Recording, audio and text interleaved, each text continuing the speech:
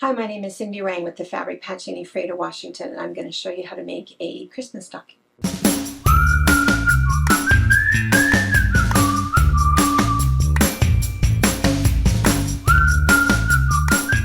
This is something that so many people come into the shop during the Christmas season and ask, can you just tell me the basic way to make a stocking? We have a free handout that we have throughout our shop. You can just grab, and we have this as a PDF in the link below for you just to print this off. And it's all of the directions. There's lots of ways that you can do it. We just feel that this is a foolproof, easy way that works out every single time. The only thing is you're going to have a shape. So you can have a shape a couple of different ways. For me personally, these are my Bible shapes. I keep these together in all my Christmas stuff. I have my mittens in a couple different sizes. I have my oven mitt shape, and I have a couple of stocking shapes. This tends to be the one that I use most often because it's just a little bit bigger. So you can make your own, draw it a couple times, use a piece of paper, parchment paper, wrapping paper, freezer paper, whatever you'd like, just so you have that shape of Christmas stocking that you would like to use. Because what's kind of nice is for you to choose any fabric you want. All of us have our own unique stockings with all kinds of different fabrics that we've used so that they're easily identifiable. Behind me, this is from a panel. I'm certain this panel is no longer available, but we do have some Christmas stocking panels in the store. I'm sure that possibly your local quilt shop might have some also. What's nice about that is it already gives you the shape, so you don't have to worry about anything else. You just cut out what they've already provided for you. So that's what I'm using up here just so that we can see it easily. But again, typically I just use this. And the big thing is I focus on what do I want on the front side of my stocking. Do I want to put a little bit of interfacing and do some machine embroidery? Do I want to do some hand embroidery? Is it all about the fabric that I've picked? Have I picked the fabric? Plus I've also sewn a fun little fluffy border up at the top.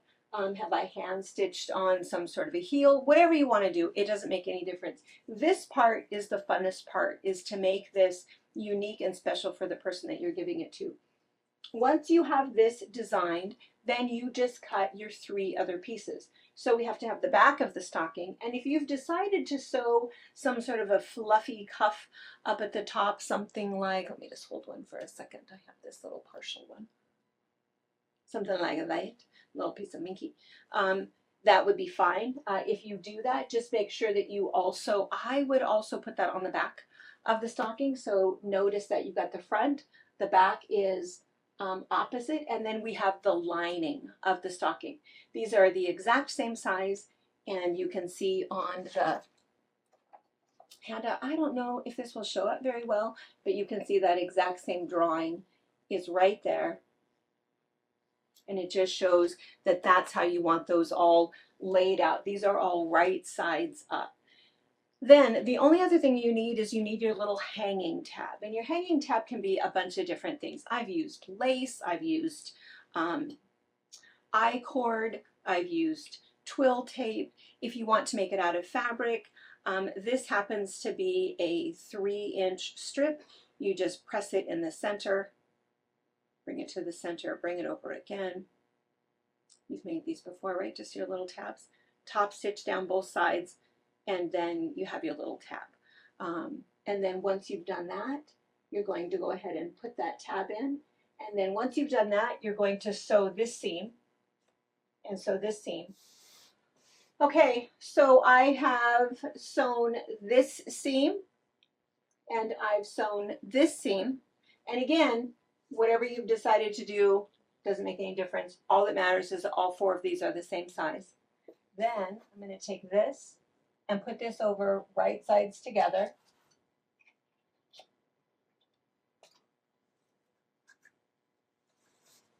I'll pin it or clip it. I'm going to go to the sewing machine. I'm going to start right here, back stitch, so all the way around, back stitch.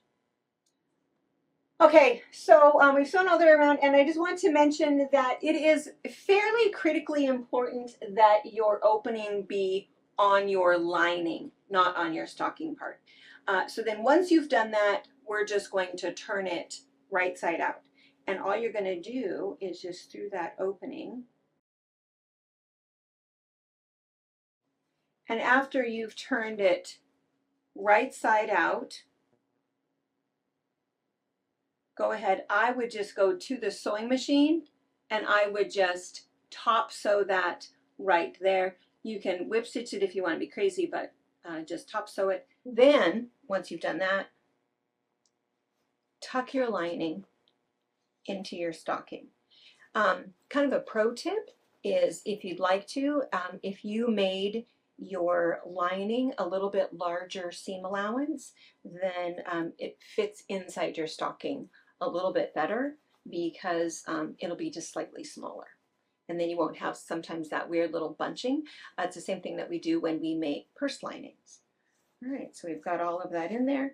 And then now all we're going to do is give it a really good press all the way around. And then the other thing that I tend to do is just a little bit of top stitching. So a little bit of top stitching across the top here, just to give it that nice finished edge.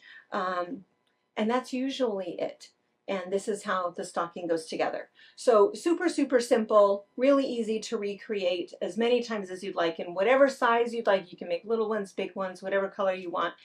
One other thing to note is all you really need is a half a yard.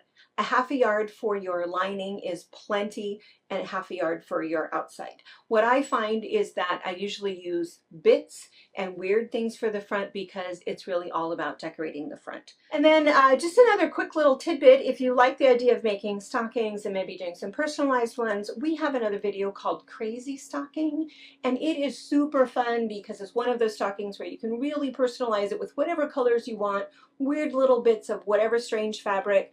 It's also a fun way to use those weird stitches on our sewing machine that we never use if you have buttons and tidbits. So I have a dark version here, I have a lighter version here, so you can just use old brooches, whatever you'd like. So anyway, just kind of a fun one. Just wanted to mention that one. Okay, so be sure and print off your little tutorial, little practice sheet, and be sure and make yourself your little pattern that you'll use again and again. And our shop, fabricpatch.net, may still have some Christmas stocking panels that are available. Maybe your local quilt shop does, but I'd just like to mention that for a quilt shop, Christmas comes in May. So we start getting new Christmas stuff in May.